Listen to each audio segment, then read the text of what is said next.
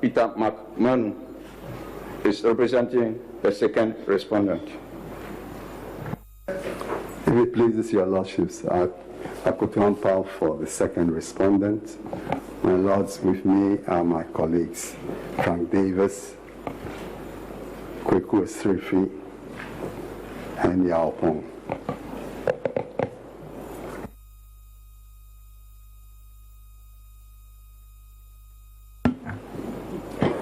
My lords, I believe the last thing your lordship, the Chief Justice, said just before you rose was that there was going to be a consideration of the admissibility. And my lords, with respect, I had understood that this is not a video that is being tendered in evidence so as to have admissibility in question, but it is something that they are seeking to use to address some credibility issues. So I believe that at this stage we're not talking, I just wanted to clarify my own understanding, we're not talking about admissibility of the contents of that video. We're talking about their indication that they are seeking to use the video in cross-examination for the purposes of credibility of the witness. So, my lord, I wondered whether there can be confirmation. Yeah, counsel, if it is not introduced in evidence, yeah, they can't cross-examine on that. So if they ask for leave to have it in evidence, then maybe we will follow you, raise an objection based on, I think, Section 5 of the Evidence Act.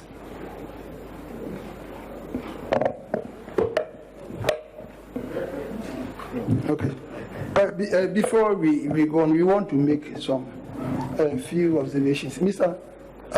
Frank Davis. Mr. Frank Davis, please, we respectfully want to draw your attention to the legal professional conduct and ethical rules 2020. Please, if you look at section 38,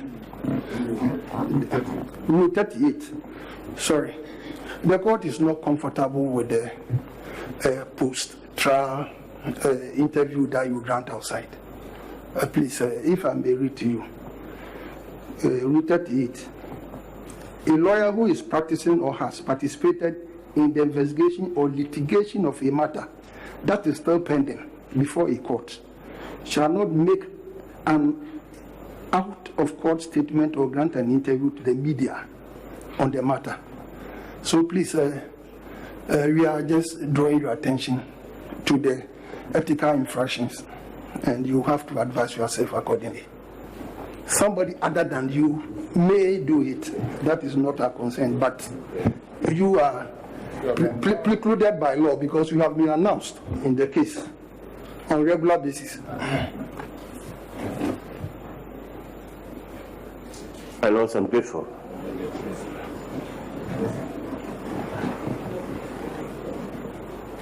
And even, please, if you are even a lawyer and you are not actively participating, please, we make a passionate plea to you to put down your robes and grant the interview. You don't think that you should be in robes with the wig on and under.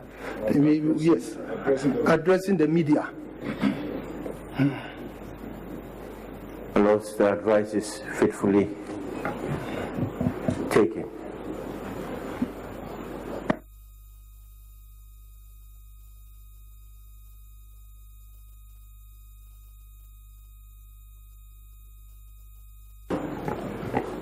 My lords, may we ask the witness?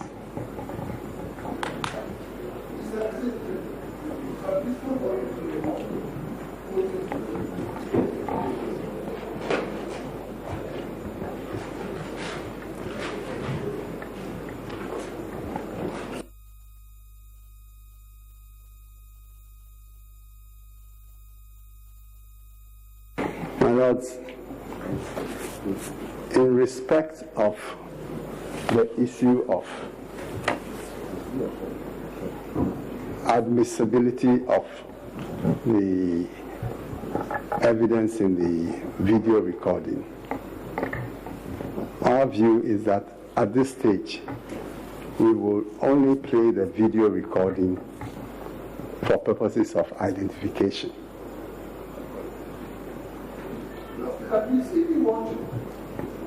If you want the court to have it in evidence, you can do the right thing. Yes. My Lord, I then wish to apply for leave to tender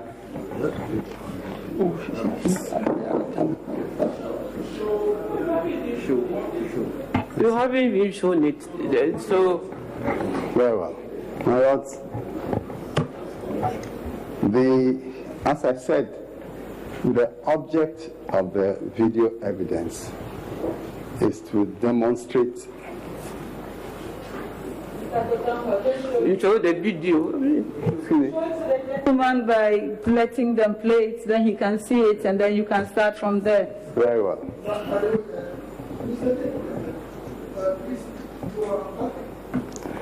In the witness box, you are being reminded of the previous oath that you took.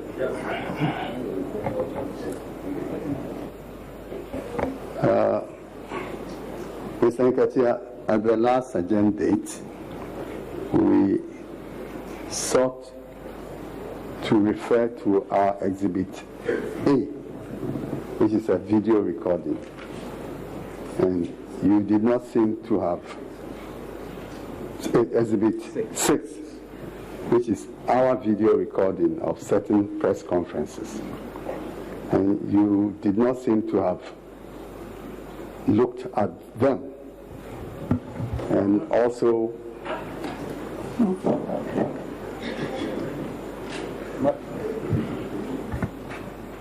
my Lord, I believe this is really where I started off from. That Mr. Chikata, could you finish so I can record what he's actually saying? It doesn't seem to me that he finished. and also there was not the necessary preparation technically to show what is the recording, and the case was adjourned to today so that that could be done. Now, I believe you have seen the recording since then. Yes, my Lord. I have watched the video of the copy of the video that was attached to the statement.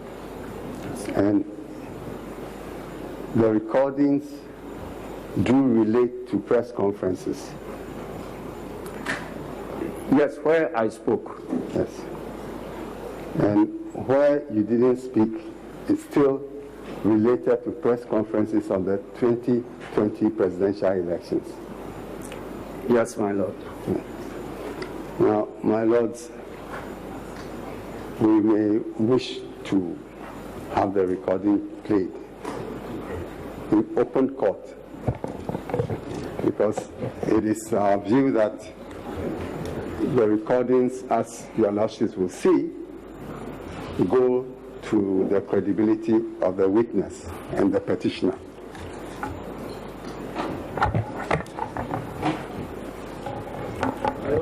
As we have indicated from the beginning, if they are being shown in order to deal with issues of credibility, we don't have any issue with that. Our concern is that it's not an issue of admissibility. And my lords, this was why I needed to clarify your last order, because the admissibility comes first. It must be admitted before we see the relevance of in that event, we are objecting to the admissibility. In that event, we are, if the issue of admissibility. I thought the witness counsel was cross-examining him some few moments ago, and he said he had seen it and he had watched it. Maybe you have other legal objections. You can be recorded as such. No, the legal objection is that it cannot be admitted through this witness. It is not admissible through this witness. No, the witness said he did speak. He says he has seen it, but it can't be admitted in evidence in this court through him. Okay. It is not something from his custody. He says he has watched it. It is not from his custody. It is not a recording made by him. There is no. He cannot authenticate.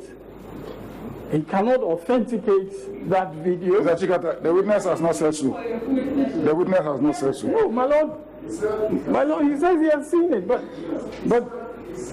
Seen it. so on the basis of that, we cannot.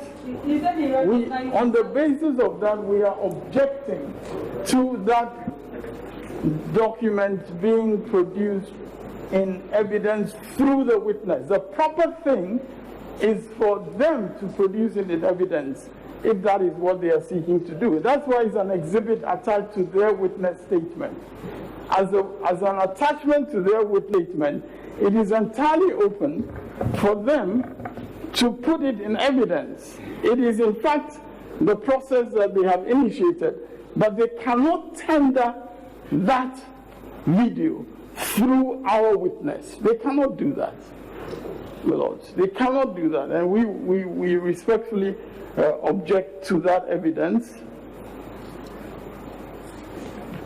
by virtue of Section 6 of the Evidence Act.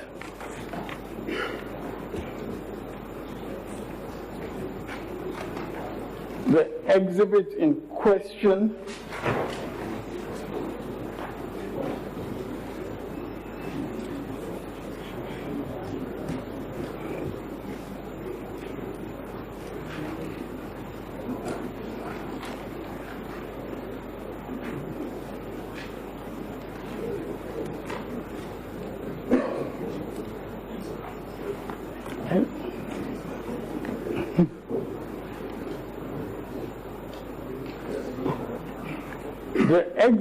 in question is not coming from the custody of this witness.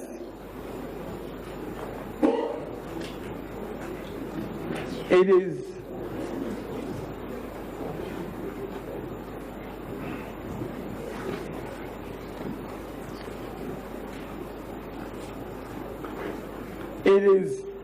according to counsel,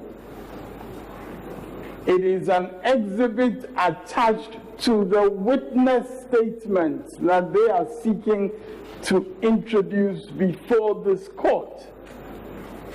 And they are entitled to introduce it into evidence through their witness when he is called into court. It is a different matter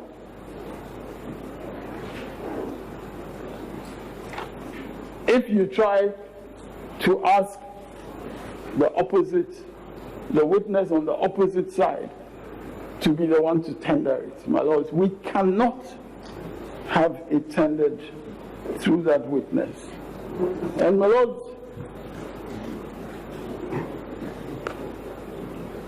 I would respectfully also refer to Section 136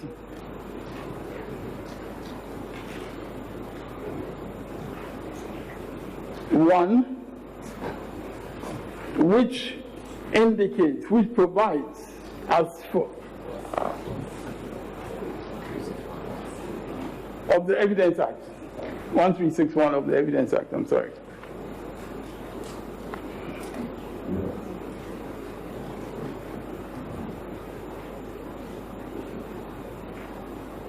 Where the relevancy of evidence depends upon its authenticity or identity, so that authentication or identification is required as a condition precedent to admission, that requirement is satisfied by evidence or other showings sufficient to support a finding that the matter in question is what its proponent claims. The proponent of that document is the second respondent. And your lordships clearly saw what happened in cross-examination the other time. The witness literally opened the envelope in which that exhibit had been attached to a witness statement at the request of second counsel for the second respondent. That cannot amount to authentication. And my lord, I cannot see what the problem is in my indicating. If your lordships wish the witness to step out whilst we discuss the legal admissibility, of course that can be done. But once there is an issue about admissibility, authentication is also an issue. And therefore, my lords, I cannot see how I'm not allowed to talk about authentication, if that's what your ladyship is suggesting, because you... Pardon, what have I said? Well, you suggested that authentication, the witness has said he has... Mr. Chikata, you're making your arguments. Kindly make your arguments. Yes, I'm making my arguments in response to what your ladyship indicated. Because what your ladyship indicated was addressed to me, I believe, and addressed to the whole court. And respectfully, my point is that the issue of authentication is a precondition to the admissibility of the evidence. And we object.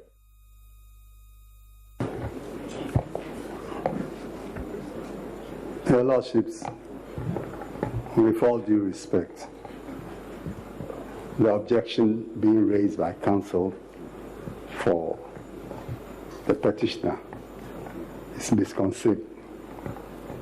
And it is misconceived for the simple reason that the witness has identified the evidence that we seek to tender through him. It is evidence about what he said in the press conference, and he's admitted before this court early this morning. We are not talking about Friday. We're talking about early this morning. He admitted that he had looked at the videos, and he admits that they cover statements that he had made at press conferences. So that is an identification and authentication of the evidence. Secondly, he's also admitted before this court that the video also covers statements made by the petitioner and other leading members of his party. So my lords, it seems to me that in terms of the condition precedent, that ought to be satisfied by section 136(1), it is more than met. And we therefore pray that the objection be dismissed. Are you objecting because the document is attached to their witness statement? Is that the grounds upon which you are raising your objection? No, my lords, I'm objecting on the grounds that if that document, which is their evidence, if that document is to be admitted in evidence, it ought to be admitted in evidence through their witness. And secondly, my lords, secondly, as I indicated, that document's authenticity has to be established. What my learned friend just said, with the greatest respect, about the witness saying that he has seen the thing that he was shown on Friday and so on, how is that evidence of authentication? My lords, I believe, the word authentication... So Mr. Secretary, assuming this evidence is not a video, just a paper like this, and he's under cross-examination, can't they show him the document? My Lord, Mr. Speaker, if I may land, can't they show him the document and then ask him to identify the document? And if he so identifies, can't the document be tendered through him? No, my Lord. Under cross-examination? No, it can't be tendered through. Why, My Lord, Mr. Speaker? it can be identified, Yes. and he can be asked questions relating to it, Yeah, but it cannot be tendered through him. Can be tendered through him. My Lord, Because it witness. cannot be tendered He through him. can. They can. They can't tender it through him. My Lord, with the greatest respect, this is an important issue which we really cannot just gloss over. My Lord, and the reason why it's important is that if the witness is not the maker of that video, he cannot authenticate it. I mean, the video's authenticity is important as a precondition for its admissibility. And my Lords, I have stated clearly that if it's credibility, and I've said that a couple of times this morning, I've said that if it's being shown to him for the purposes of questions related to credibility, we don't have an issue about that. So, my Lords, in that situation, it is not about admissibility. With the greatest respect, in that situation... The issue is authenticity. We haven't even seen it. Yeah. How can we judge whether the thing is authentic or not? Yeah, He said he has seen it. Yes. Authenticity. But we must observe the thing. We must see the thing. Yeah. Then we can pass judgment whether the thing is authentic or not. But my Lord, you can't do that by admitting it into evidence through him and then seeing it. My Lord, that's the problem. You cannot have to see this thing first. Yeah, but I don't know current difficulty is. We have to see it first. The gentleman, the witness, is the only person who said he had seen it over the weekend, and he's the one in the box. So that line has been, that threshold has been crossed. My Lord, the threshold has not been crossed because the threshold has not been crossed simply because he's not just being asked to identify the document. My Lord, and that's why he didn't ask to do anything yet. It hasn't even been shown to him. So you're anticipating a question that hasn't been asked. I'm not, my Lord. I'm stating as a ground of objection that this is a document which the witness is not responsible for. It cannot be admitted through him, and its authenticity has not yet been established. It is a different matter if it is just being shown to him for the purposes of questions that will test his credibility, but if it is about admissibility, we object. I don't understand.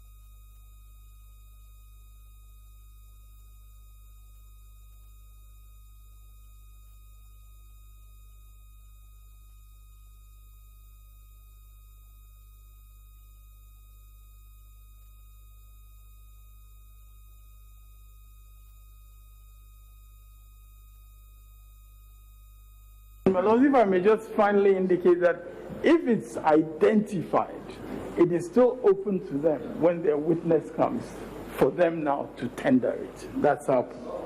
That can be, yeah.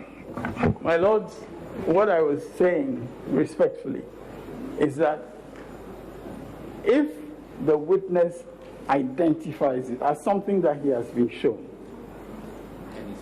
And it's marked ID1. At the point in time where their witness comes in, that ID1 can become evidence. That is my understanding of the that ID1 then becomes admitted as evidence from their side. Another possibility. That is possible. Well, my Lord, respectfully, that's the only possibility. Mr. Chikata. No, that is not. The first principle that I was saying that they could tender it through him. I think we can debate on it, but not here. We don't want to engage in academic exercise.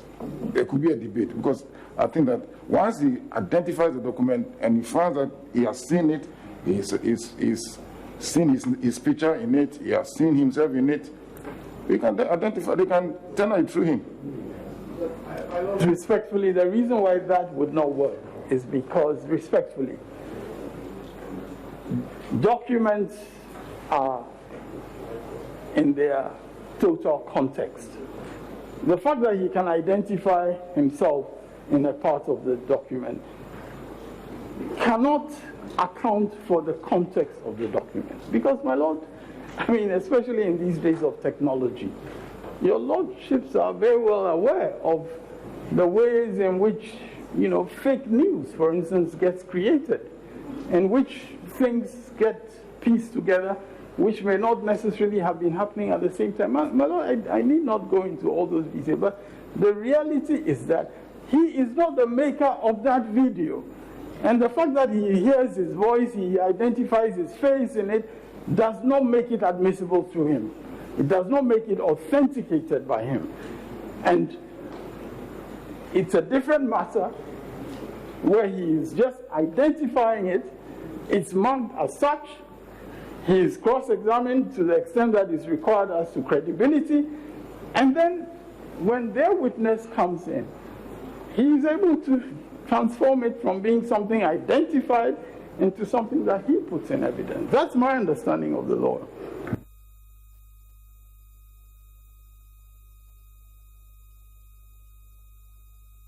Video to be played for him to identify it.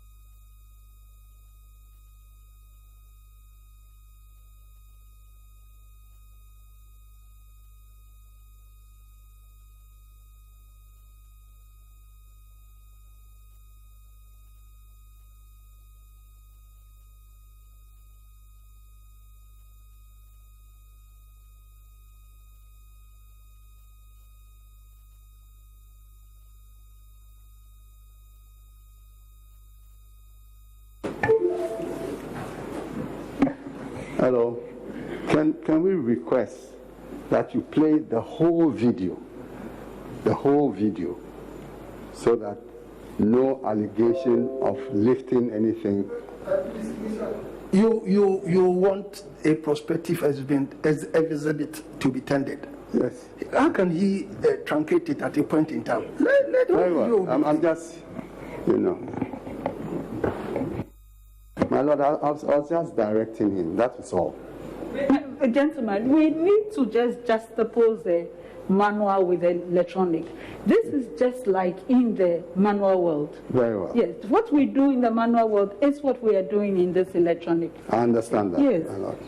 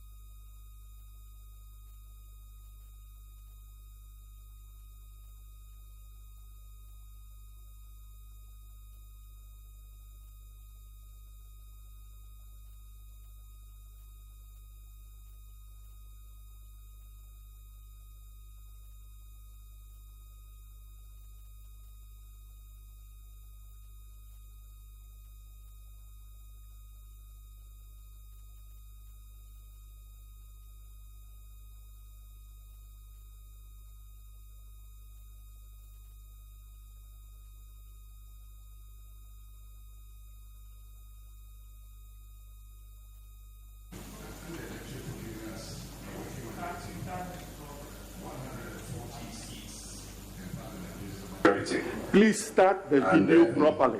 Start from the beginning. That and the lecture for giving us. That's the beginning. That's the beginning. Okay, go.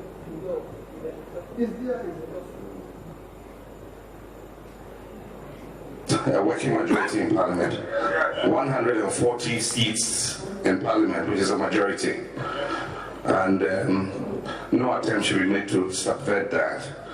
I've looked at the results we've collected so far, and I'm excited. I'm happy with the results, and we won in 10 regions out of 16, and the Ghanaian people have expressed confidence in us. We will resist any attempt to subvert the will of the people. Have won this election by some 6,166,385, and that constitutes 50.15%. Only to begin by expressing my deepest gratitude to you for your tremendous support, which you expressed overwhelmingly and convincingly at the polls. There's no doubt that Ghanaians from every region of this great nation of ours voted for change. And we did so in both the presidential and parliamentary elections. He has won 141. That puts us in a clear majority and will be giving President Mahama the needed majority in Parliament to be able to conduct his business as president.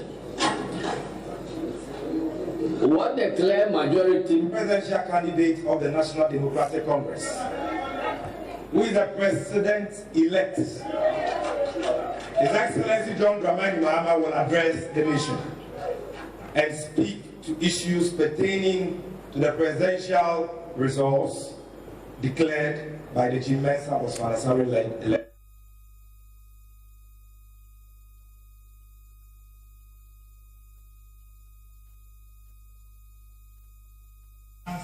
Parliamentary majority as we speak. The NDC, the National Democratic Congress, is still holding on to its parliamentary majority, as our General Secretary stated. As we speak, we know that we have won 146. Ladies and gentlemen, our collation so far indicates that our presidential candidate, President John Dramani Mahama, is ahead, and we are expecting that the Electoral Commission will very soon come out to declare him the next president-elect. Let me repeat. Let me use this opportunity to ask a matter of urgency and importance. Call on the outgoing president, President William Akufo-Addo, to concede in the interest of our sovereignty, in the interest of the sanctity of our democracy, in the interest of the very people that he claims he wants to fight for. He must concede defeat, and it's very important. Let me declare presidential results. Apart from chairperson of the Electoral Commission. But the Electoral Commission no presidential results in 3 so in Mexico. If the various polling stations will declare results now. And the results are actually declared at the polling station. It is the Electoral Commission who declared or now office here. Okay, can you see anyone who declared or now office here? Okay, can you see anyone who should do figures here? Airport nationally. In the area, figures here are taken from Electoral Commission polling stations across the country, which I said. President Mahama, Odiyanimwa, Obidinku. Now, the LC,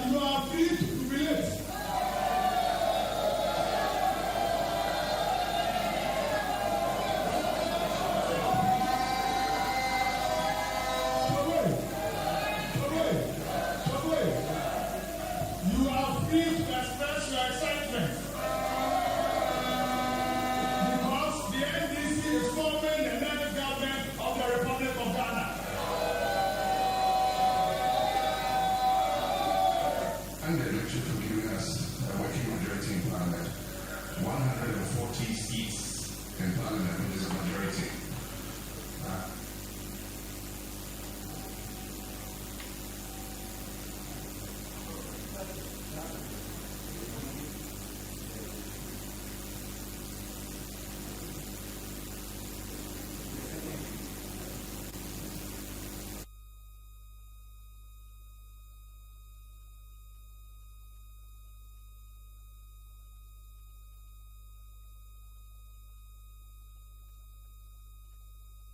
I begin by expressing my deepest gratitude to you for your tremendous support, which you expressed overwhelmingly and convincingly at the polls. There's no doubt that Ghanaians from every region of this great nation of ours voted for change.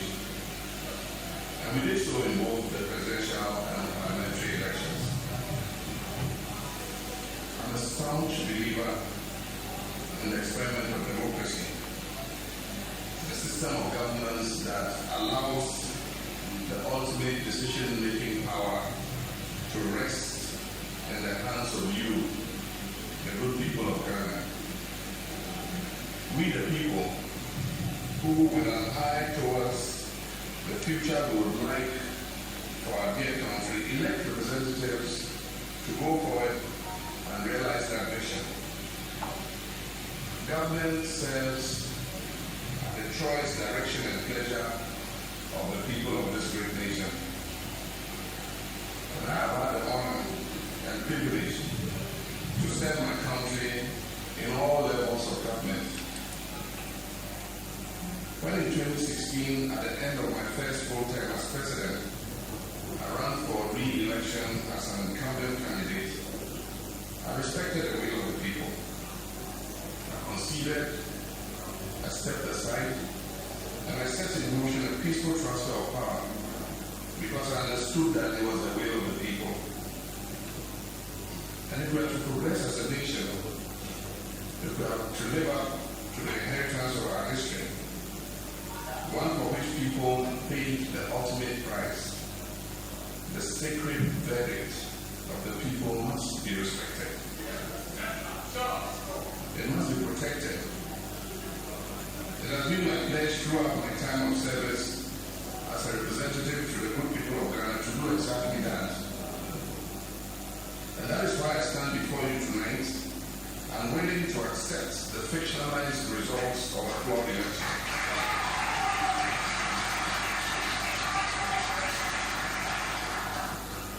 My brothers and sisters, it is important to remember that the government that is in power controls all of the state resources and oversees all of the state's institutions. The line he treads between his loyalty to the power that is held by the people and by his own desire to hold on to power can be a very thin line indeed. We went into the 2020 presidential and parliamentary elections with assurances from the Electoral Commission and the relevant state actors that it will be conducted in an atmosphere free from fear and that it will be fair, transparent, and credible. Unfortunately, that has not been the case. What we witnessed across the country from Monday, 7th December 2020, exposed a deliberate plan to manipulate and predetermine the results of the election in favor of the incumbent candidates. Who has so happened controls all of the state resources and oversees the state institutions. Despite all of the ruling parties' inducements, use of monetary enticements, and other such schemes on a scale never before seen in the history of this country, the good people of this country understood what was at stake, and it was clear as the results of the votes that were legally cast that the National Democratic Congress won the presidential primary.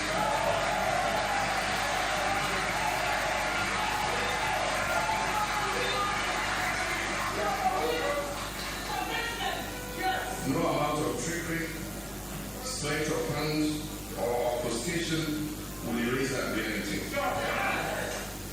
I'm extremely proud of our parliamentary candidates who have earned for themselves the title of giant elephant killers.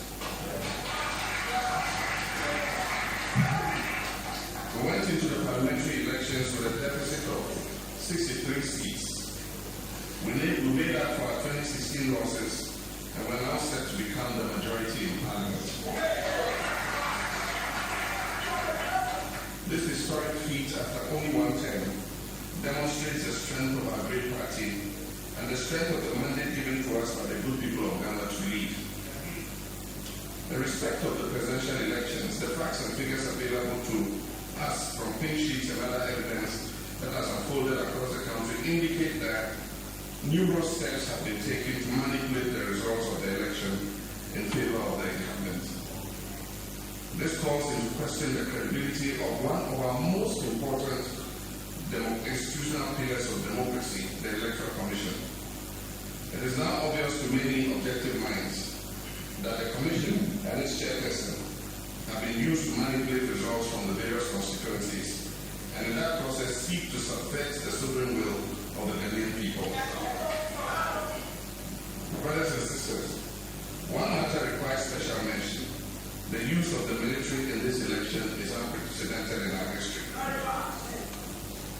Armed forces featured heavily as an intimidating measure to reverse election results, and they continue to be used in the same intimidating role to insist on recounts in areas in which the incumbent has lost, while arm-twisting election officers during these supposed recounts. We will not accept anything short of a declaration of the legitimate result.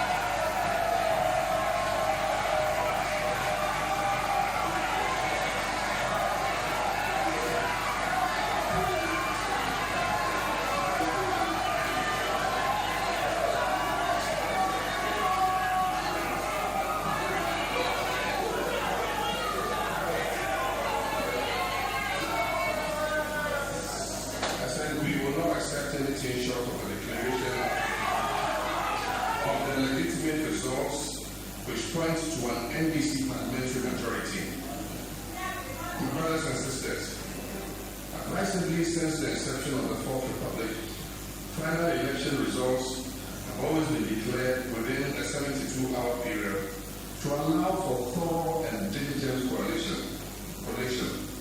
Surprisingly, this Electoral Commission chairperson announced quite suspiciously, and for reasons known to her, a hurried 24-hour deadline, which, as we all know, could not and would not be met. The chairperson of the East, in less than 24 hours after her declaration, has admitted that she made unacceptable errors which go to the heart of the entire electoral process and cast deep doubts on the credibility of the announced outcome. The Electoral Commission of Ghana has never brought its credibility to this historic low at such a crucial moment, and the election for giving us a working model. When President Mahama will be declared as the President-elect of the Republic of Ghana.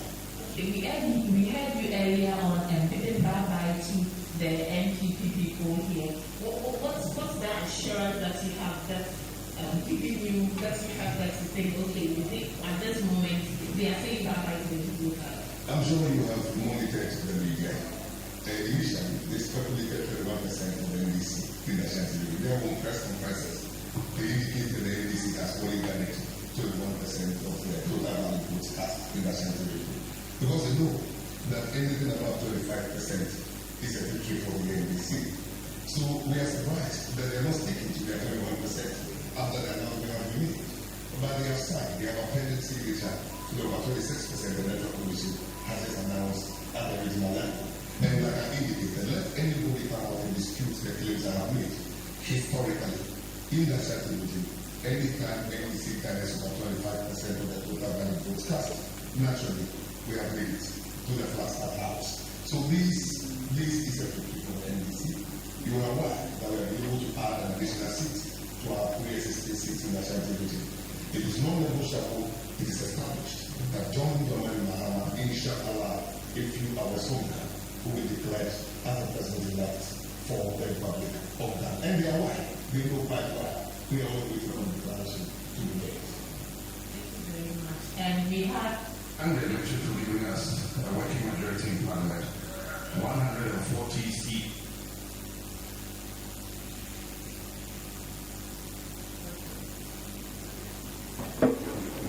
Yes, Mr. Kutampa. Mr. Kutampa.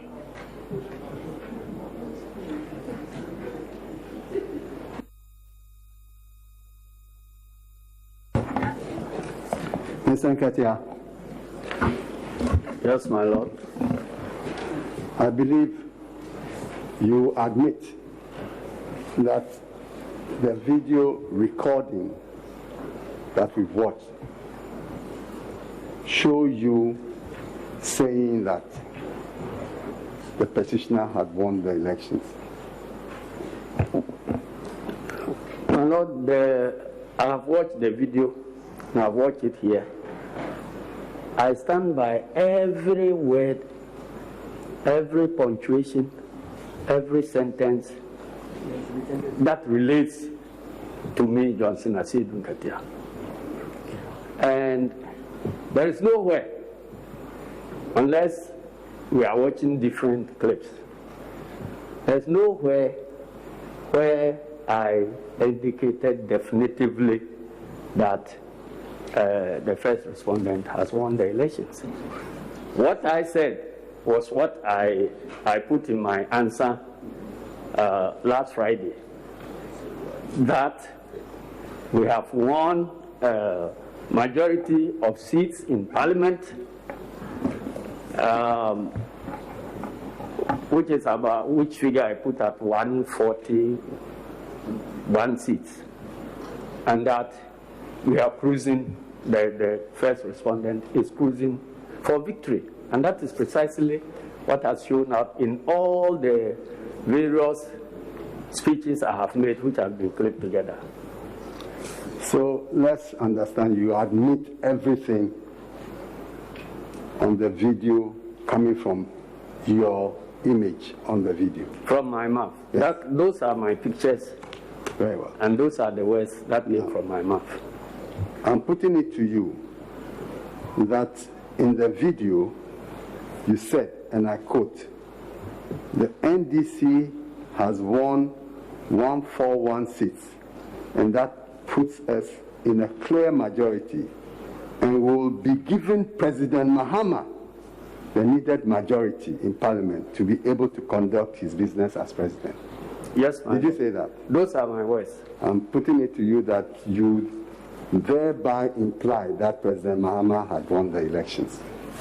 I implied that I expected President Mahama to win the elections because every evidence was pointing at President Mahama's victory.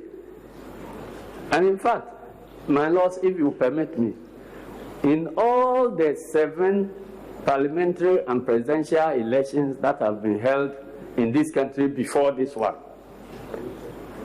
the presidential candidate and the political party which wins and controls parliament ends up winning the presidency. Please, so Mr. Asiedu Nketia, don't lecture us. You answer the questions I put to you. You can't lecture us here. No, it's not lecture. The question. We've answered the question. Don't give us a lecture of what happens in politics in Ghana, please. Now, yes, my lord. Please, by way of case management, we want to give you 1 day to cross-examine the witness. Yes, you have to manage because it's not more than 1. That is the maximum we can give you. Very well. Now, Mr. Asiedu Nketia, you see in the video various clips of your deputy, one Otokuno. Is that correct? Yes, my lord. In the video, Otokuno says Mahama has won this election by some 6,166,385, and that constitutes 50.15%. Is that not so? I heard him say so in the video. But my lords, I indicated last Friday that I was present at the press conferences addressed by my good self and the petitioner. And I did indicate clearly that I will not be in a position to testify about whatever any other official of the NDC has said at their various press conferences. That was what I said. Hello, I'm putting it to you that the press conferences that have been shown are press conferences organized by the NDC as a party. Yes, my lord. The NDC has 38,000 branches. Each branch can organize a press conference in their own right. And we have regions. Each region can organize press conferences in their own right. And there are at national level, we have various departments. They can all organize press conferences in their own right. And the General Secretary does not have to be present at all such press conferences. Now, as the General Secretary, these press conferences were organized with your consent and knowledge. My lord, I am the chief executive of the party. So, in that sense, I take some responsibility about whatever happens in the party. But where a statement is made by a junior officer that contradicts what the chief executive has said, it is the chief executive's word that prevails. Now, again, you saw Mr. Sami Jamfi stating that introducing the petitioner as president-elect in the video. Yes, my lord, I saw it in the video.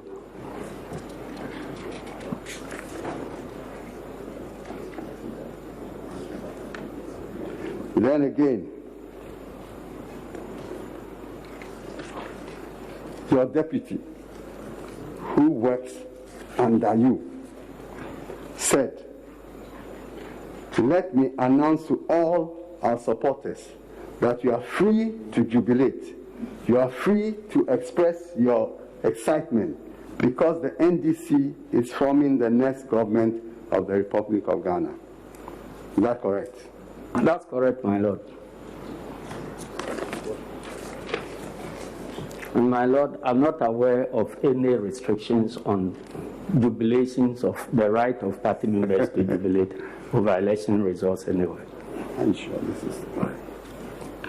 And then your representative from Ashanti region, Kwame Zu, your regional secretary,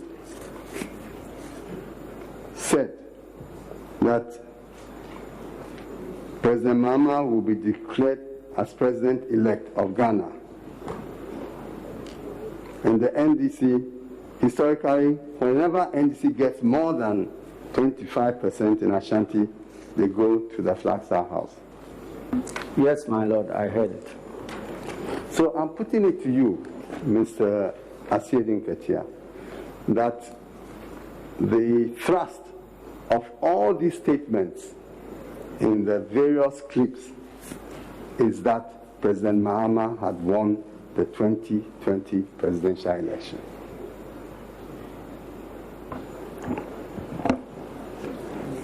Yes. My lord, these statements, according to the videos, were made at different times. I didn't ask you when they were made. Some of them were made after declaration, some before declaration, and so on. So it is difficult to put all such together and say that at this point, this was what was said. No, I'm putting it to you that these statements were made before declaration. My lord, my viewing of the video indicates that some of the statements were made after declaration. Even better. And so you admit that some of the statements saying that the petitioner had won the elections were made after the declaration. Not so. From what Not so. from what I have watched here with everybody here, I can see that this is not a video of one event. These are videos picked and pieced together, and some of them relate to a time period before declaration, and others relate to a time period after declaration. Now, it is no secret that interspersed between these press conferences, the NDC, under your direction, had organized several demonstrations in Accra, stating that the petitioner had won the election and warning the first respondent not to subvert the will of the people. My Lord, the NDC had organized several demonstrations with three main objectives. One, please, I've not asked you the killing of innocent voters at polling stations by security officers, and nothing seemed to be happening. The NDC made that was one of the purposes of the press conference. The other purpose of the press conference. Please, I have not asked you the purpose, so answer my question. Please, and don't be taking. Can you restate? Don't be taking instructions from, lawyers on this side, please. Please, let's observe. Deacon, please. My Lord, I know what I'm talking about. We are closer to them than you. We've not witnessed anything. Please.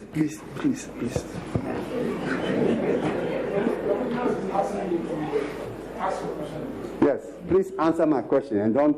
You had your opportunity to write your witness statement, so now you answer the questions. You understand? Please, I'm asking the question again, and I answer according to my ability and what I consider to be the answer to the question. I'm saying that interspersed between these press conferences, yes, the NDC organized a series of demonstrations, the object of which was to... Chin is loaded. You see, it is double barreled. Can't you break them? Organize a number of demonstrations. Is that so? Yes, we did. And one of the clear objectives of these demonstrations was that the petitioner had won the elections and the EC should not subvert the will of the people. My Lord, the objective that relates to the presidential elections was that the results as declared were flawed. And the commission itself has accepted that the results were flawed, and that's why they kept changing the figures.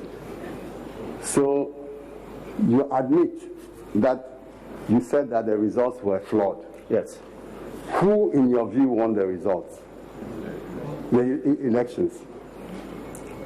My Lord, who? We are not interested in winning or losing a flawed election. Very well. We want the election, we want to be winners of an election that is credible. Now, it is also true that notwithstanding all these statements that your party, yourself, and the petitioner had made that the petitioner had won the election, when you eventually filed your petition, there was nothing in the petition about the petition having won the election. My Lord, I have indicated earlier. No, please answer my question. Please, I'm about to answer the question, unless you are not ready to listen to the answer. I've asked you that when you filed the petition. Yes, my Lord. Yes. There was nothing in it to the effect that the petitioner had won the elections. In the petition, yes. Now, again, you claim in one of your statements that elections were won in the polling stations all over the country. So I'm putting it to you that when you made the statement that the petitioner had won the election, it presupposed that you had the police station pink sheets. My Lord, I indicated that I never said that the petitioner had won elections. Now, when the petitioner was telling the whole nation that the NDC had won both the parliamentary and presidential elections, on what basis was he making that statement? Mr. Gutamba, you can address on it. Yes, you can address on it.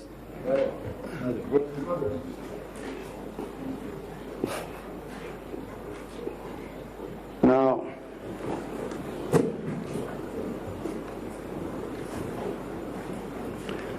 I believe that, as you had admitted during cross-examination on Friday, that you had trained agents at all the various polling stations and constituency collation stations and the regional centers. Is that correct? That's correct, my Lord. Yeah. Now, they are all entitled to carbon copies of all the different official election documents of the results. Yes, my Lord, they are entitled to. And I presume that in some cases they were denied. You know that you have not stated this important factor in your witness statement. You know that as a fact. My Lord, I'm answering to you a question that has been asked. Yes, I'm saying that, and I'm following up, that you know that this important allegation, you have not mentioned it in your witness statement. Yes, I have not mentioned it in my... And the petitioner also has not mentioned it in his petition. My Lord, we indicated that that is what ought to be, but as to whether what ought to be was what happened was another matter. I indicated it clearly in my response. No, you are answering a different question. I'm saying that if you look into the petition, or you look at the petition, nowhere does the petitioner say what you are alleging. Yes, but I said it in response to an answer last Friday. Now, I'm putting it to you that the only evidence of election results that you have attached is your exhibit B,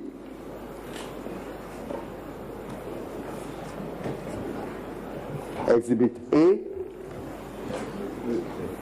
is the declaration, exhibit B, the press release, exhibit C, the 11 constituency summary sheets, exhibit D,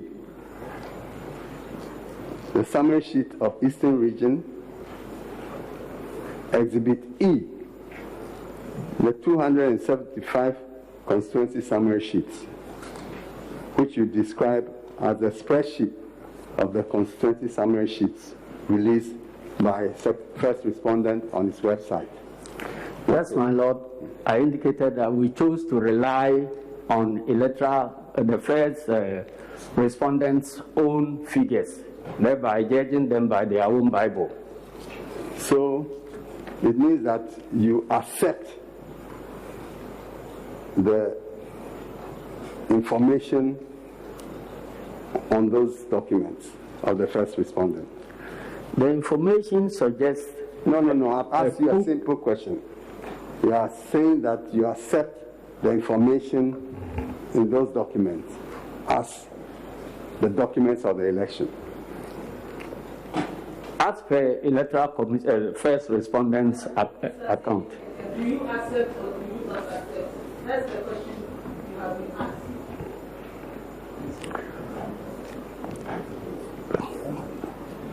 My Lord, if you can ask the question. It's the same question. Ask what? That you accept the information in the documents that you have attached. My Lord, I've been advised by my lawyers that is the information, however flawed it is. We are not talking about what. Don't look there, please. We are not talking. we are not talking about what your lawyers advise you on. We are talking about you. Yes. So what do you have to say? My Lord, because we disagree with the data, that's why we are here. But you are using the same data in support of your claim. My Lord, the data must be internally consistent, such that the declaration must be seen to be the product of aggregation of the data. And we are entitled, as a participating party, to look at the data available to us, from which the first respondent drew her conclusion. And we are saying that the data they have submitted does not support the conclusions that have been drawn. And that is why we are here. Now, you see, you have not. Please look at me, please. So that you don't ask me, I should repeat the question again. Look at me. Now, you have not provided any document of your own showing that neither party won the elections. My Lord, please, it's the documents we are working with, the information we are working with, is the result that has been declared by the... No, that is okay. I'm saying, as a matter of fact, that you, the General Secretary, who was directing and coordinating the presidential elections, you have not produced a single piece of independent evidence supporting your claim that neither party won the elections. Simple question. My Lord, I need to understand what independent means so that I can proceed to answer the question. Independent by way of NDC's own collated figures, or what type of independence? The carbon, you see, as you know, all the documents that the EC was using to, how do you call it, collate the results from the polling station right up to the regional center, you had carbon copies of them, didn't you?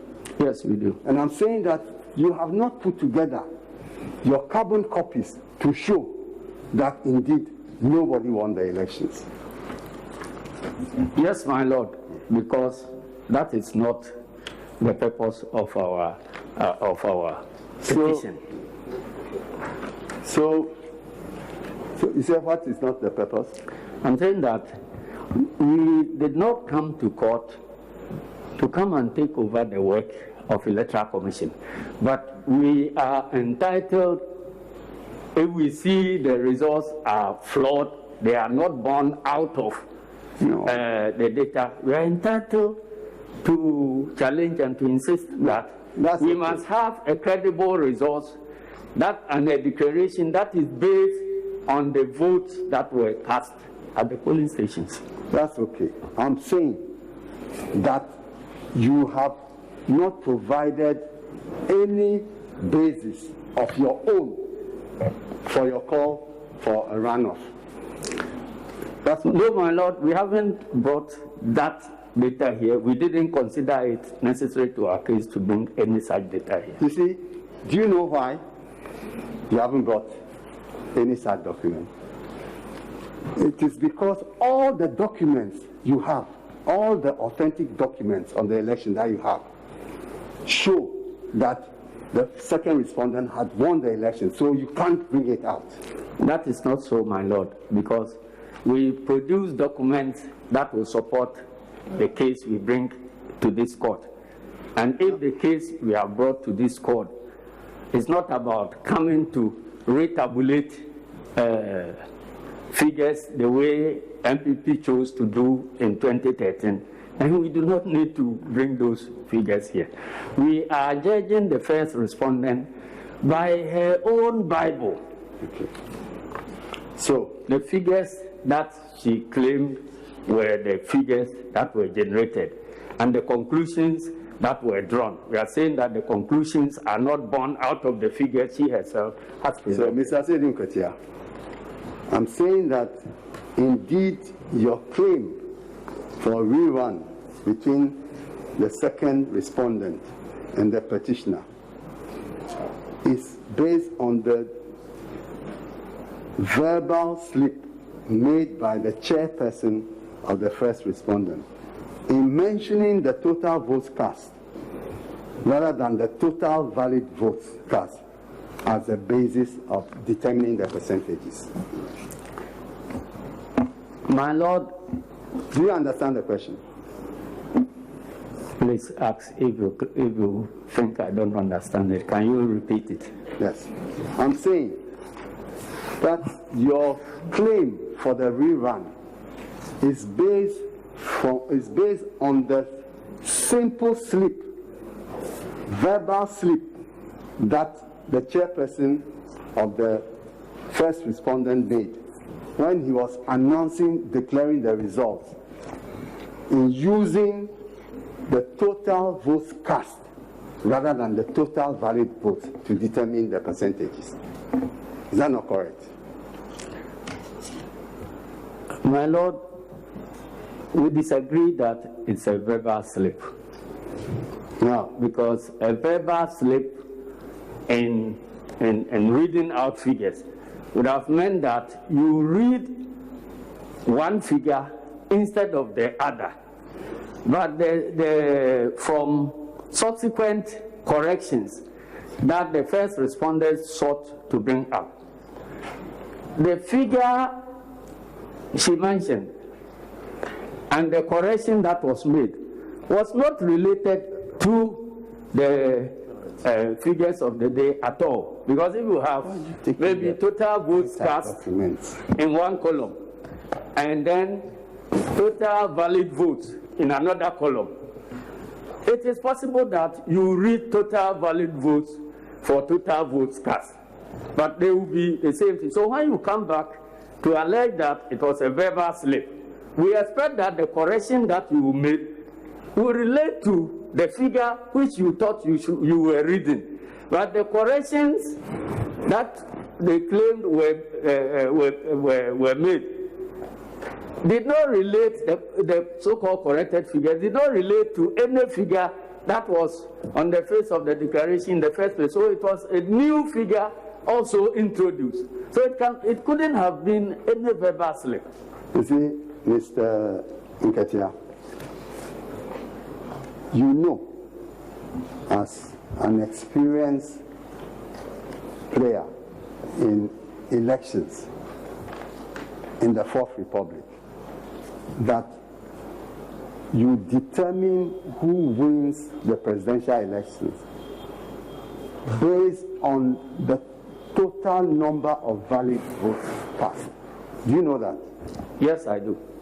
And you know also that it is completely impermissible for anyone to use the total number of votes cast as a basis of determining the percentages. You also know that? Yes, I do.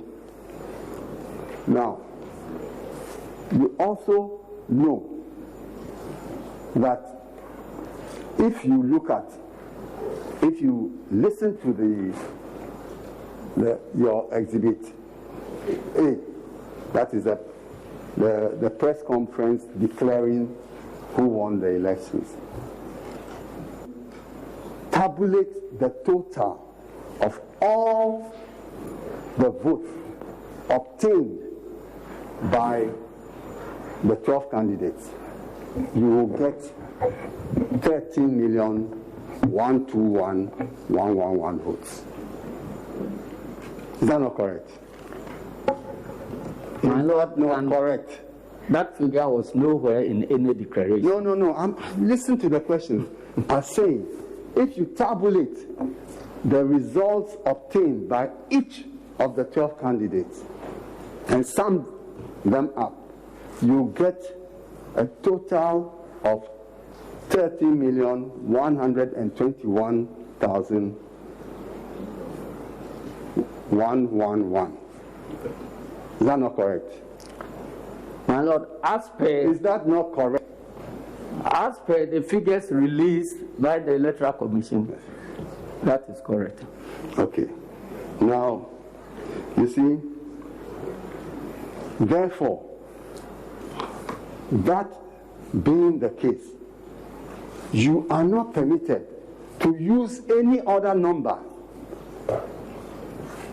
to calculate the percentages. My Lord, no, a simple question. I was not involved in the calculation leading to the declaration. Asiedu Nketia, please, yes. The cross-examination, you don't trade questions with the lawyer who is cross-examining you. He prefaced I remember when he was coming to this, he said, you are a veteran in elections, and you admitted yes. Yes. Who in Ghana doesn't know the role you have played? Yes, my Lord. That was why he is trying to cross-examine you. Don't try to, go wayward as if you are engaging him. Yes, my Lord, we are all learning. So,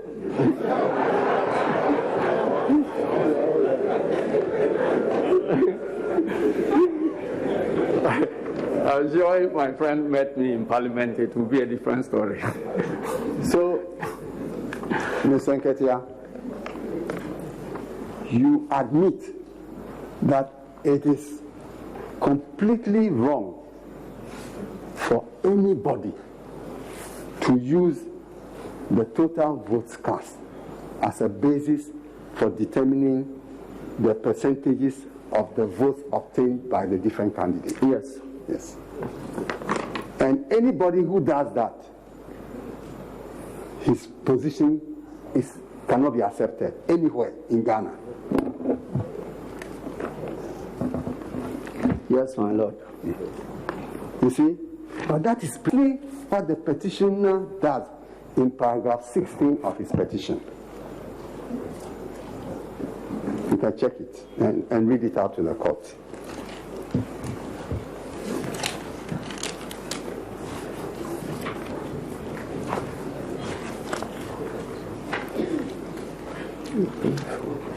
And then there are other 16.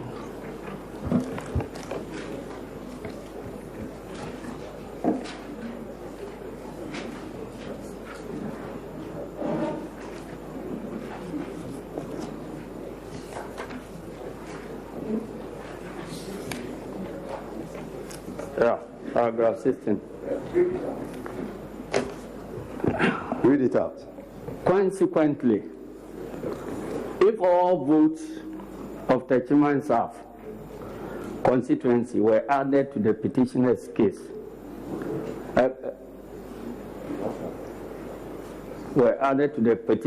votes, second respondent's votes will remain the same at 6,730,430, now yielding 49.625%, while the votes of petitioner would increase 6,342,907, now yielding 46.768%. And you see that in paragraph 15,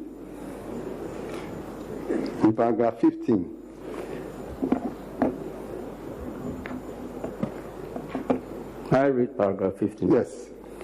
The Techiman South constituency has a total registered voter population of 188,018, and if added to the total valid votes announced by Mrs. Jean Adukwe Mensah as cast, i.e. 13,434,574, the resultant figure will now be 13,562,592.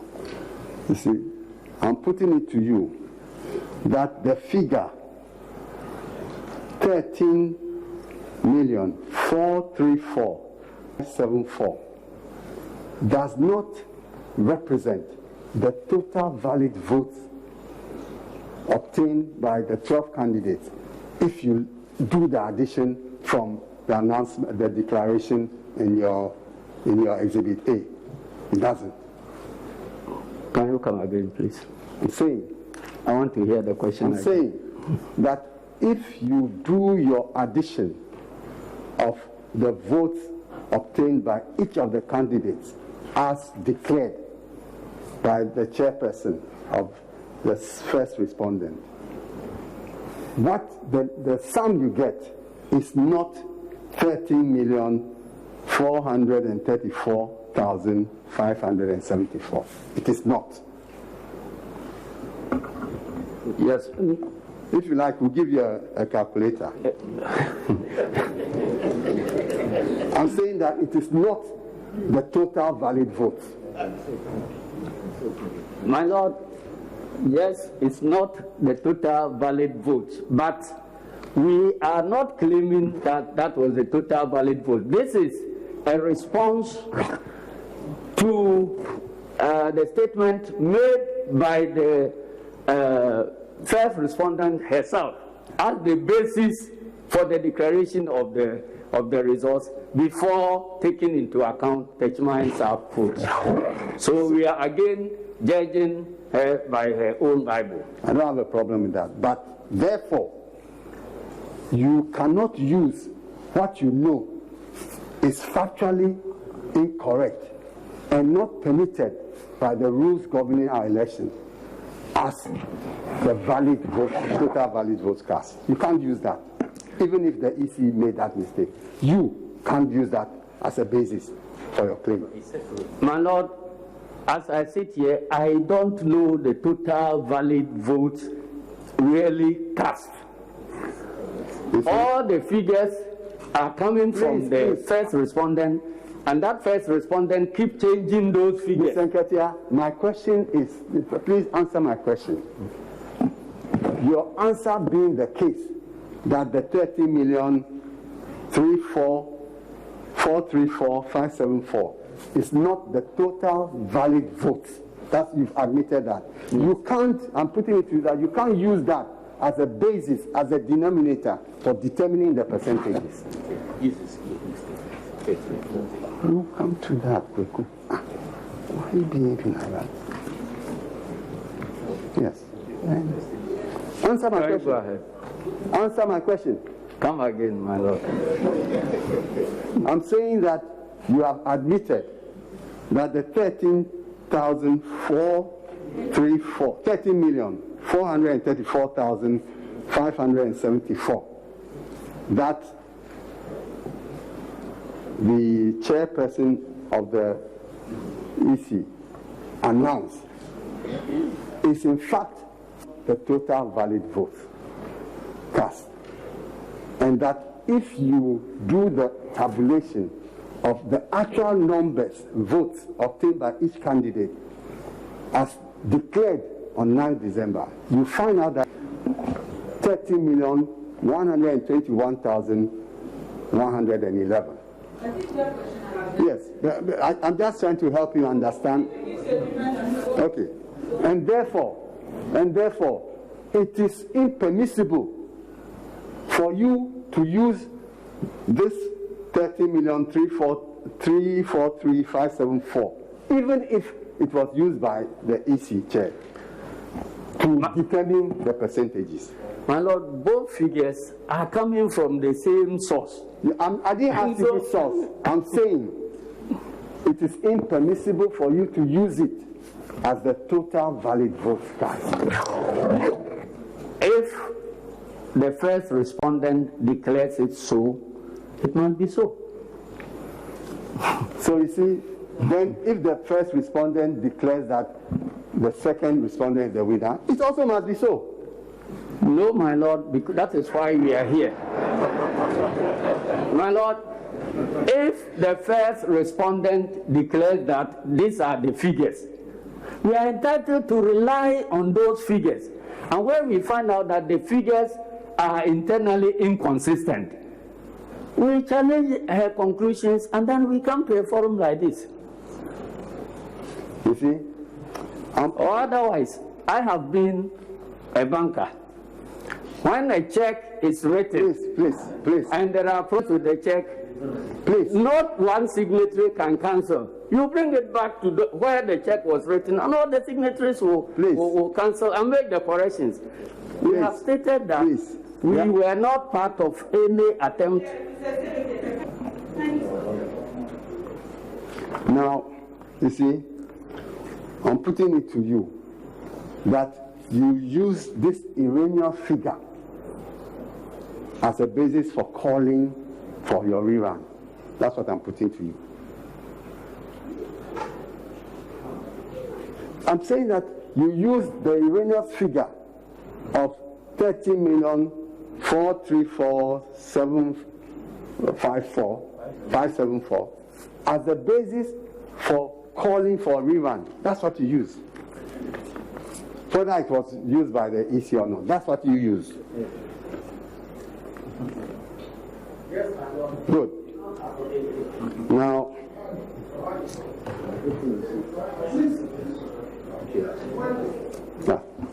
so can you answer? Yeah, come again. No, you said, what was your answer? What was the question, sir? So I'm saying that you cannot use the manifestly erroneous figure or wrong figure of 13,434,574 as the total valid votes cast to determine the percentages of all the 12 candidates, and in particular the second respondent and the petitioner. That's obvious.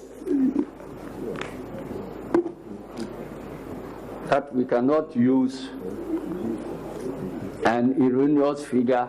I want to get the question well before I can give you an answer. This is the third time I'm asking you. Yes, please do. You cannot use that wrong figure as the total valid votes cast as a basis for your claim that there should be a rerun between the second respondent and the petitioner. My Lord, that is not the only basis for the rerun. No, please answer my question. I didn't ask you what other basis. We'll go step by step. Yes, my Lord. Good. Now,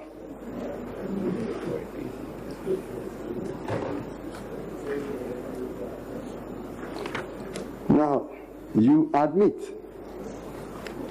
that in paragraph 2 of your,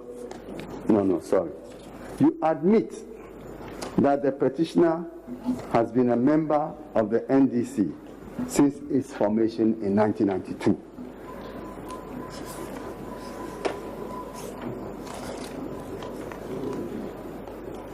Since its formation, the NDC's formation in 1992.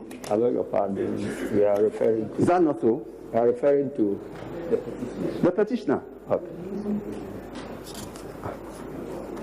You don't know when. No, I want to, with the permission of my Lord, refer to the paragraph you are quoting. No. No quoting. I'm asking you a general question. Yeah, he's been. But if you think you need to, refresh. Yeah, he's been a member of the NDC. And naturally, he was the NDC's presidential candidate. Yes, my Lord. Now, indeed, in your paragraph 2 of your witness statement, can you read? Yes. Your paragraph 2. Yes. To the whole world. I'm the General Secretary of the National Democratic Congress. the political party on whose ticket petitioner contested as candidate for the office of president in the presidential elections held on 7th December 2020. I testify in support of the petitioner's case as contained in this petition. Yeah. Go on. As General Secretary, paragraph 2. I've finished reading paragraph 2. No, I'm putting it to you that as General Secretary of the NDC, you are the coordinator of the general elections, particularly the presidential elections for the NDC. I'm the coordinator of campaigns for the party, generally. Yeah. And as coordinator, you coordinate the work of your agents, the agents of the presidential candidates throughout the country, and they report to you in that capacity. Yes, my lord. So, it is correct to say that you had full information on what was going on all over the country during the 2020 presidential elections. My lord, if I may find out which information we are relating to. I say relevant information as to how the election was run. Yes, by and large, I have information. And I believe that on that basis, you provided petitioner with all relevant information on developments you consider significant, particularly the presidential results. Yes, my lord. As you received them. Is that not so? Yes, my lord. So, I believe the petitioner has trust in you, and that together with the strategic role you play in coordinating the activities of agents of the petitioner during the elections, he selected you to give evidence in support of his case. Yes, my lord. Now, you remember that when the President of the Republic in July 2018 appointed the current chairperson of First Respondent, your reaction as General Secretary to the appointment was that you were shocked and disappointed because Second Respondent was a known pro-MPP person. First Respondent was a known pro-MPP person. The first respondent is the chairperson. Sorry, the chairperson of the First Respondent is a known MPP person and an anti-NDC person. That was your reaction. Yes, my lord. Those were my words. Indeed, when the first respondent announced that they were going to compile a new voters register, your party, the petitioner, and you in particular, you strongly resisted same, alleging, among other grounds, that First Respondent and the President were colluding to compile a new register to rig the elections. That's what you said. Yes, my lord, and we had grounds to say so. And indeed, the NDC, of which you are General Secretary, went to court to stop the compilation of a new voters register. Yes, my lord. And even when the plan for registration was unveiled, you denigrated it, stating that it was calculated to favor the Second Respondent. Yes, my lord, and events subsequently vindicated that position. You see, I put it to you that you and your party, including the petitioner, viewed the chairperson of the respondents with jaundiced eyes and had a predetermined position on her alleged lack of neutrality. My Lord, we viewed her accurately and saw the reflection of her in our eyes, and that was the basis on which we made those statements.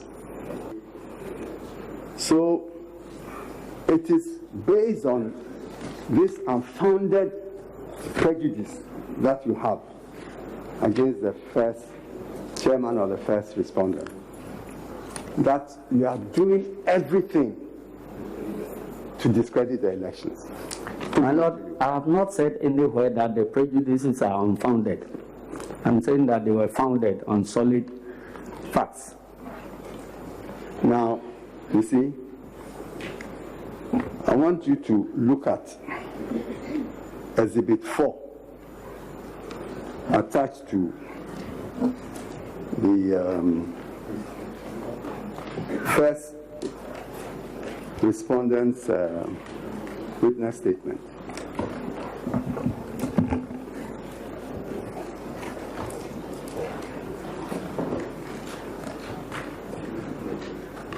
That's what I said.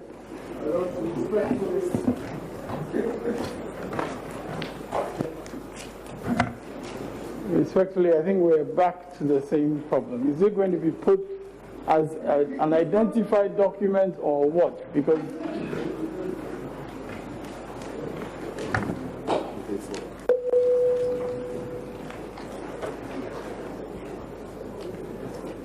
now,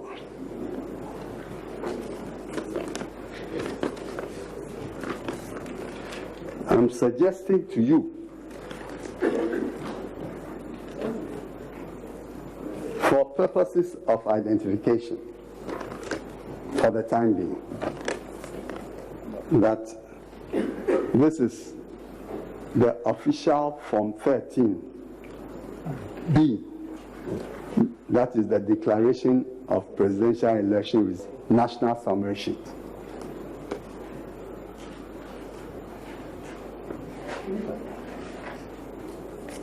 Have you seen it? I haven't seen it.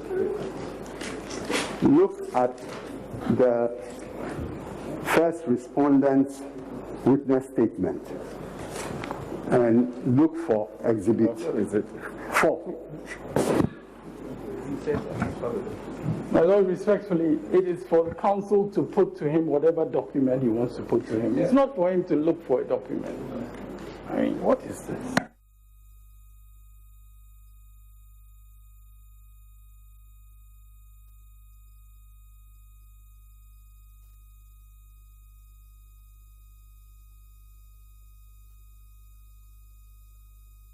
Tampo, first respondent's witness statement is not in evidence. It's not in evidence yet. Yes. Yeah.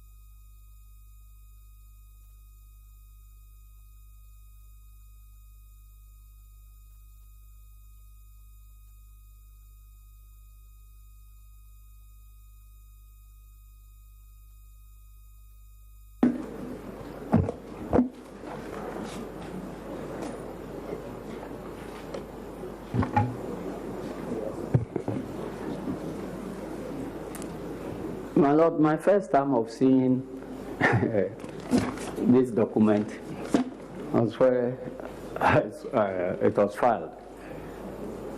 Very well. We never even, I never cited it anywhere. Yes. I have never signed it. The agents at the strong room, don't have their signatures here. And the announcement, the declaration that was made on the 9th did not relate to any of the figures that I'm seeing here. We'll come to that. You will relax. So you look at the percentage, the total of valid votes obtained by the second respondent.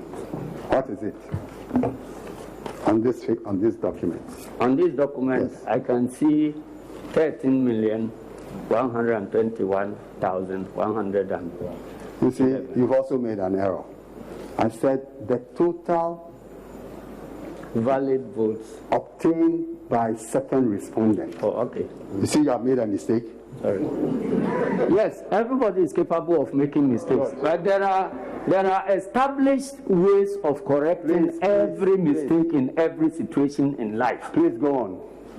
Now read to the court the total number of votes obtained by the second respondent. This document,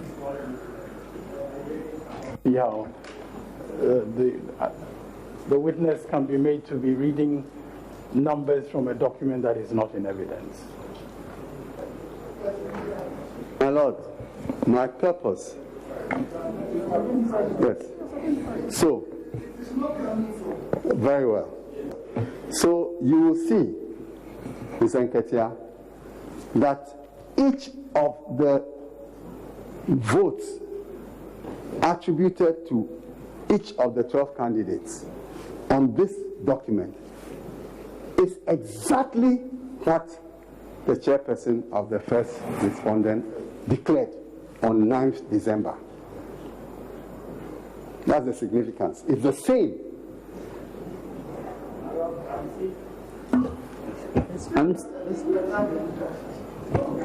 The document is not with me. But that's the problem. You see, you. Mr. Akotampa, you have to be patient. Very well. Both of you can speak at the same time, or you lose. My Lord, I'm well advised. Mm-hmm.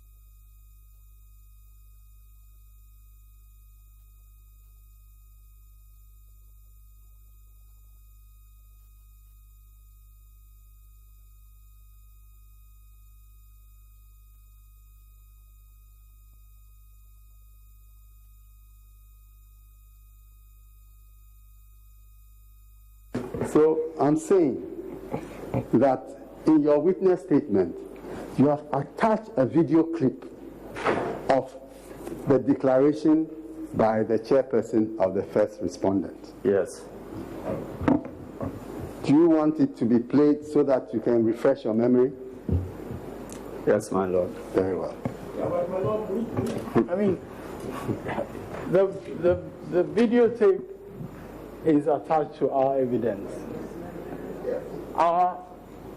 At the appropriate time, it can, my Lord, it can be played. But my Lord, we need to understand what is the purpose? Because we cannot just go on in this manner. When a document that we have tendered in evidence, they are going to determine when it is going to be played. Is that the procedure of this court? Because you see, there's a problem with this witness statements which has been introduced. Yes, you see, what we normally do, as you've done in this case, is for you to exchange the prospective exhibits. At least they have a fair knowledge of the exhibits which you intend to tender. Equally so, they also have a fair knowledge of the exhibits which you may tender. So that is why probably you attach it, not to take them by surprise. Yes, and they would want the court to have, the witness who had it annexed to the witness statement to identify it. And I think Yes. Mr. Nketia, please. Now, I think that the issue is that counsel for the second respondent is showing the witness another document, their document, and he's saying that some information on this document that he's showing him is the same as the information that you have exhibited. Yes, but my Lord, respectfully, that document he has said he saw for the first time. Yes, but you can still ask him. Why is material from that document being used as if it is in evidence? It is not in evidence. He just wants to show you your own exhibit. If I remember correctly, he wants to show you your own exhibit. He himself has tendered that exhibit. And so, I mean, if he's going to be asked the question about it, the question can proceed. But he's saying that he wants that exhibit to be played at a certain time. And no, because he said he doesn't remember the contents. My Lord, he did not say that. He said he was looking for the document. That's what he said. Okay. He didn't say he was not. Okay. So let him find it, and then we proceed. My Lord, I think that it is preposterous for counsel to say that evidence that he has tendered, I cannot ask the witness to look at that evidence and ask him questions. Not come to that. We are resolving this matter. No, but my Lord, this objection has no basis.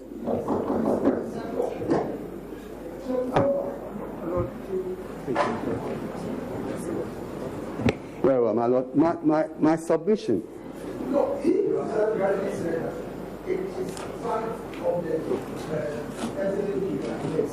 And he's saying that they have not played it yet, so we cannot, when they have finished their evidence in chief. My Lord,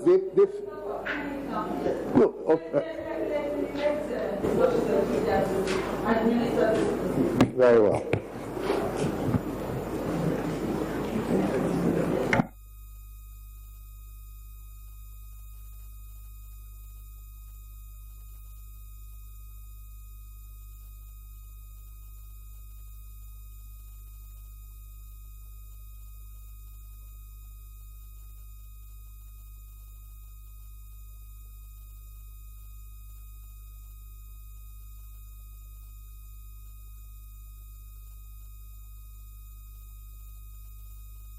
I think.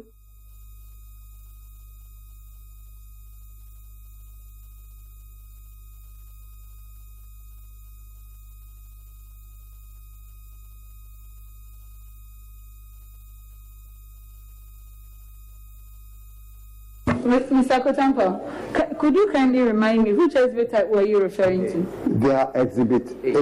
Mr. Asiedu Nketia says exhibit A. Yes, my Lord. All right. Thank you.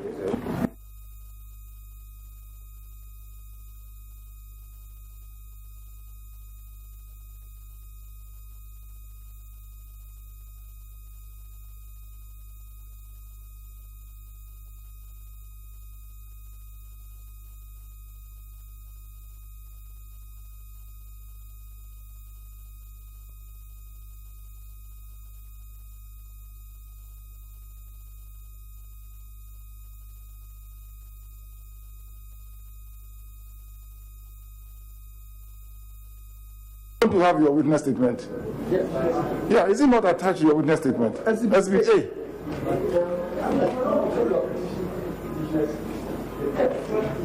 It's not the petitioner's. Yes. Yes.